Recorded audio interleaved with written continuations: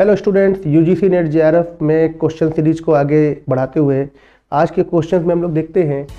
The national credit framework यानी NCRF integrates राष्ट्रीय credit ढांचा किसका एकीकरण करता है। एकीकरण मतलब एनसीआरएफ अगर सीधे सीधे देखा जाए तो जो आपका एनसीआरएफ है यह उच्च शिक्षा से रिलेटेड एक पहली बात तो क्लियरिटिकली उच्च शिक्षा से रिलेटेड एक प्रावधान है और यह राष्ट्रीय शिक्षा नीति का ही हिस्सा है यानी न्यू एजुकेशन पॉलिसी 2020 का ही हिस्सा है और यह क्रेडिट रूपरेखा भारत की उभरती सामाजिक आर्थिक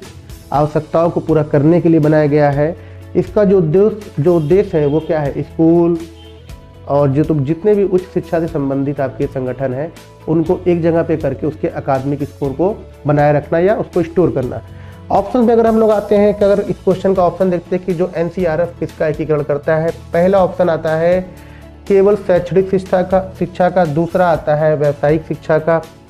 तीसरा आता है स्कूल उच्च और कौशल आधारित शिक्षा और चौथा आता है केवल दूरस्थ शिक्षा का।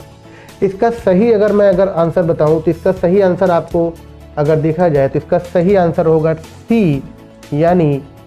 School higher education and skill based learning. हालांकि यहाँ पर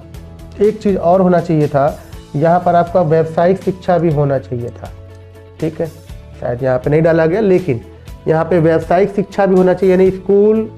education, higher education, vocational education and skill based education, ये चारों ही अगर इस तरह की चीज़ें हैं तो वो एनसीआरएफ उन्हीं का एकीकरण करता है और ये न्यू एजुकेशन पॉलिसी के तहत ही बनाया गया एक मसौदा है। 2021-22 के बाद ही तैयार किया गया था और जिसमें जितने भी आपकी